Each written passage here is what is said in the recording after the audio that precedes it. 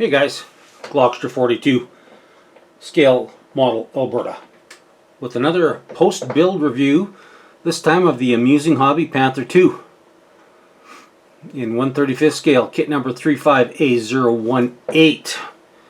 Well, let's get into it and see how she looks. Alright guys, let's get into this Amusing Hobby Panther 2. I like Panthers. I got a lot of Panther kits. I think this is my third Panther 2 that I've built. The other two were from Dragon. Dragon has a really nice Panther 2 with conventional G chassis. Now the one with this one is what the Panther 2 was supposed to be. We've got a long barreled super high velocity 75mm gun. I think they were trying to get an 88 on there, but I think it was just a little bit too big for the turret that they wanted. And you can also see it's got a slightly different suspension system. It's got the steel road wheels with a different type of track. This is actually this was going to be the new King Tiger 2 transportation track. And let's take a look. You can see it's got the 18 tooth drive sockets, which were being fitted to the final, or the very late model, very final versions of the King Tiger 2, and that's the King Tiger 2's transportation tracks. They were a complete see you next Tuesday to build. I'll get into that when I go through the instructions, and I'll show you just how much. But for 2 links, there were 1, 2, 3, 4, 5 pieces for 2 links of track. The tracks took me as long to do the entire kit. Now this Amusing Hobby Panther 2 is actually a pretty simple, very basic kit. It should be a lot more detailed, especially since this is supposed to be the final tank. So the way I think of it is that the Panther 2 has been in production since what, 43. You'd think that Amusing Hobbies would add all of the stuff that a late Panther G would have. So with that in mind, I just added a couple of things just to make it a little bit tidier looking.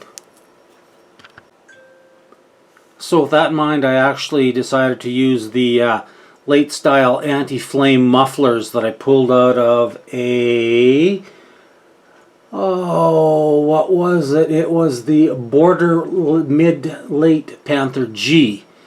I like these kind of kits, and that's what they were basically going with for the late version stuff. So it's just, I thought it would kind of be a nice addition. Other than milliput welding seams, pretty much kept it stone stock. I did put in some metal antennas and a few metal draw points and some brass loops to put in for camouflage and foliage. So the kit does come with some photo etch, just enough actually. Any more and it'd be a bit much, and any less, well, there's a few things on these that you absolutely need, especially the grates on all the air intakes. It's got the raised air intake for the crew heater, and it's got the grates for all the rest of the air intakes, which is nice. And a few other pieces that I didn't use in the back, and of course a complete set of side shields. Unfortunately, if you just go ahead and follow the placement of the racks or the attachment points for the skirts, I couldn't get them to fit. I got this side to fit on this side, and then of course the 2 on this side. It goes together pretty easily. Other than the tracks, it's a pretty damn quick build. I also added on the tow cables and used the end clamps that were in the kit. Very nice. It's kind of cool. It does have a couple of different colors of plastic. The barrel is different. There's a few other dibs and dabs that are just a slightly different color plastic. You do get a lot of stuff in the box. There's one whole sprue that you only basically take a couple of pieces off. I think it's for one of their paper Panzer Jag Tigers or something like that. But this is pretty much what a Panther 2 was going to look like there in 46. Summer 46 is what they were trying to get it produced, but never got going on it, and I think ultimately they would have probably just stuck with the Panther G and carried on, maybe just throwing a different turret on a Panther G chassis, because they had most of the problems worked out, and they were finding out that the steel road wheels on the Panther just weren't that great. The torsion bars were acting up, and the basically what they had was they had rubber O-rings inside of the wheels next to the torsion bars that gave a little bit of give, but they were finding that they were beating the hell out of their suspension and their tracks with these steel road wheels. I think I read somewhere that the life expectancy in a track was right around 250 kilometers with these steel rims, steel wheels, so they weren't a real go. So when you're building the suspension, it does come with torsion bar suspension inside. Let's take a look at that. So as you can see, you do have left and right suspension, torsion bars going in, and they hook up into the far side of the other hull, and you glue them in right there. The only problem is this long link of plastic here. It does work as a torsion bar, it does work as suspension, but unfortunately once you get it all put together and the weight down on it, it squats. The suspension squats so much, if you don't glue up the suspension in a slightly higher position, it basically looks like the torsion bars have been burnt out and it's squatting.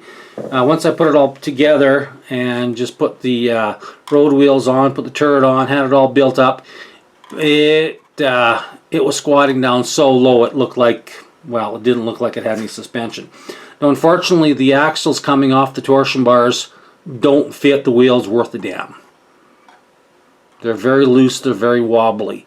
You have to do a little bit of work on this back idler wheels. I'll show you what I had to do there, and you also have to do a little bit of work on the front shaft of these front drive shafts, because they, as it goes, they just won't go in. Nothing will line up. The axle shafts don't go in far enough, and the drive sprockets are considerably farther out, and they will not line up with each other. Now each one of these wheels goes into the track guides, and you need to get them positioned right. Now these back ones, they're probably a 1/16 of an inch proud of the torsion bar. They don't fit up tight. For whatever you do, guys, do not glue this suspension on and then go and try to put your tracks on. It won't work. Here, I'll show you what I did. Okay, so what I did was on the rear idler, this is the kit piece right here. Now it comes in with a very, very small mounting point, about 1/8 of an inch deep, and there's no adjustment whatsoever on this. So what I did was I cut a half moon here, didn't have to drill it out. I took a piece of sprue, glued it in nice and tight with super glue, got it all solid. Then I glued this piece into the idler wheel. And then on the hull, what I had to do is, let's bring this puppy in so you can see it. What I had to do is I drilled a hole in to put that piece of sprue in, line it up, and then I built the top, the front, and the bottom, and I left it open at the back, and I attached the two pieces right about there, because then that way if you glue your idler adjustment into the idler wheel, you can pivot it off there and get your suspension nice and tight, and you're not going to be, you know, sometimes you can be out a half a link or a quarter link, or just enough that it looks absolutely goofy as hell. So you have to make sure that you do that. As well, the way they have you build the front suspension, you can see right here, this is about 1/8 of an inch too long. You have to nip it back so that you can push it in and adjust the front drive sprocket in and out of the hull so that you can line up your road wheels. As you can see, this one didn't quite get glued on, so I'll have to actually glue that on. Now, I've left them off for painting, but this is definitely the way to build your suspension on one of these. So as you can see, the torsion bars look pretty good. But like I said, if you just leave them in, they will basically collapse right down to the spring points, and it looks like it's going to be a collapsed suspension. It's way too low. So I basically got them all in, set it up, got the height level figured out, and then I glued every one of these up right where the torsion bar arms meet the hull. So they're nice and solid, there's no give. Maybe I did something wrong, but from the way these would spring back and forth, it just didn't look like it was going to work. The plastic is just slightly too thin to act as torsion bars. So they're basically trying to give you a working suspension, and you could probably make it work. I'm just like, yeah, I don't need it. So I didn't. So all in all, is it a good kit? Yeah, it's not a bad kit if you can find it at a good price. I picked this up on eBay. I think it was about $40 less than when I looked at it at my local hobby shop. So it's a builder. Just keep in mind these tracks took me 9, 6, almost 15 hours to do these 2 sets of tracks. The first side I just cut off, cut and built as I went. The second side I removed all the pieces off, all the little sprues, because this is how you build it. You've got 1, 2 tracks. You've got a center track here. You've got the 2 ice cleats that go on top of here. And then you've got a little piece right here that you have to fit. And you build the suspension outside up. So basically you're not building inside out like you do a lot. You glue in the inside. You're actually gluing on the outside of the tracks. A little bit different construction technique. I went in and looked, and there wasn't a whole bunch of replacement tracks, and what tracks there were looked very similar to having to add all the pieces in, so I just said to hell with it. The only other thing that I did differently was that I figured, you know what, enough stowage and crap on the side of these tanks. I just left all the stowage off other than the tow cables and the fire extinguisher. And the gun cleaning rods are in there. So I just figured, you know what, at this point in the war, the Germans can have a support troops bringing up the equipment and repair stuff and whatnot. Well, another thing you have to worry about is they put, as you can see right here, these little cutouts. There's actually little nibs that are supposed to connect into the nibs in there. They would not fit. There's no way they could fit. So I just sheared the nibs off, and it's a nice friction fit. Oh, also another thing I want to point out here, guys. I had little problems with the barrel. So yes, they give you 2 choices of barrel types. They give you the 2-piece barrel, which was the early production type, and this longer 1-piece barrel. It's a nice barrel. It's the hole is centered up nicely, but as you can see right here, they didn't have enough plastic in there. This was completely open, so I just filled this with super glue. So keep an eye on that. I didn't even spot that until I was done the construction of the turret. I'm like, what the hell's wrong with that barrel? Oh, yeah. So right all along here, it looks like there's a seam, but that's actually super glue. It was hollowed out right from about here all the way back to here. And if I could basically, this line right here was just my thumbnail pushing in because there was not enough plastic in there. So keep an eye on that part. Let's go take a look at the instructions. Alright, so here's our Amusing Hobby Panther 2 Modeler's Handbook, also known as the instruction sheet. It's pretty damn nice instruction sheet, I gotta tell you guys. Really nice front color picture, although the barrel looks weird. It's a tapered barrel, and as you can see on the box art, no tapered barrel. So it looks a little different.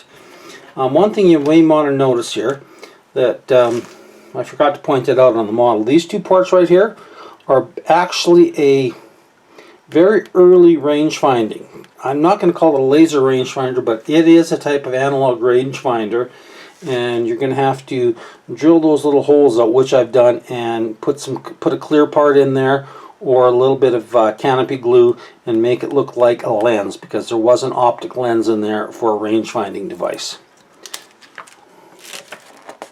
So it's actually pretty standard. We start with the suspension like we do on most kits. Oh, we're getting a little stick there. I put some color down on my backdrop and it's a little sticky. So basically you just go through. As you can see, here's the torsion bars. They say don't glue it in. Well, don't glue it in there, but you will have to glue it in. Build up all your road wheels here first. Don't glue them. Don't glue anything. Make sure you don't glue your idlers. Do that modification on the idlers and on the front drive shafts. What I found was happening was this B26 part wasn't letting the axle shaft go in far enough to line up with the tracks. So that's one thing you're going to want to keep an eye on when you're building this kit. I basically, what I do anymore, I skip all these. I skip this and go right to building the chassis. I build the whole chassis. I don't put any of the running gear on. And once you've got a solid box chassis, then you can start putting on all your details on your chassis. Very simple. You know what? It's a nice, simple, easy to build kit. Could be a little bit more detailed. Now, as you can see here, here's your over here. There's your one-piece tapered barrel, and right up there is your two-piece early barrel. Let's see, carrying on here, and it does give you a really nice. There's our final construction areas. I skipped that. It just didn't look right having. I don't like those, so I left that off of mine. It's paper Panther. I can do what I want, right? And it says 20 millimeters. Well, that ain't 20 millimeters. I just went off the length of that. Yeah, it's not quite right, but that's okay. 2 short cables is pretty much standard now anywhere versus great big long cables. You get less stretch and you get a little bit more pulling power. So let's take a look at the color plates. The color plates are really nice. We've got everything all done up in MIG ammo colors. We've got this one, which is just brown and the very late yellow. As with this one, I've built one Dragon Panther 2 in this exact color scheme. I really like the way it turned out. It looked great.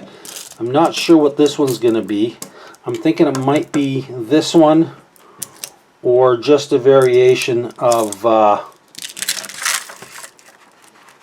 something else here. I'm not sure yet. This one looks pretty good too. This is a nice paint scheme.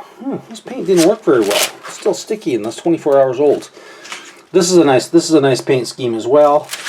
And yeah, that's it. I'm not sure what I'm going to do, but it does give you nice color call outs for all of your paints. Alright guys, there we have it. We've got the Amusing Hobby Panther 2, Paper Panther, What If Kit. Now I know a couple of the turrets were found, and one Panther G hull with that type of tracks were found. So the Germans were definitely really thinking about getting these into production, and you know, if you want to do something, say out of one of that book series called Alternative Blitzkrieg, where the Germans make it right to 48 and they're fighting the Russians on the Eastern Front, and he talks about mouses, he talks about Panther 2s on it, so it's a pretty cool book series, and I kind of got geeked out about doing a whole bunch of different dioramas based around that book. So anyway, there you have it guys. Appreciate your time. Take care. Give her hell. Go build some models. Have some fun. Take care, boys.